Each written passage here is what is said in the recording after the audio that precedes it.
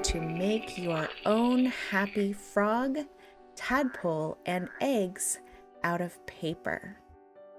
We're going to be able to color and cut and fold and glue our pictures so that they stand up just like the picture of this frog. There are a couple of options.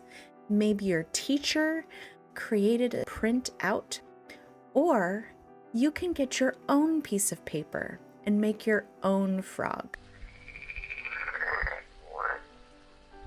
If you make it similar to this with the square and extra tabs, then you'll be able to fold it. I had my picture, I colored it, then I cut it out, then I folded along these lines, and what I'll do is I'll make it so that it'll stand up.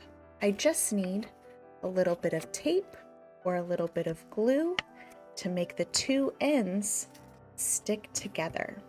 And when I push them nice and tight, now my frog will stand up all on its own.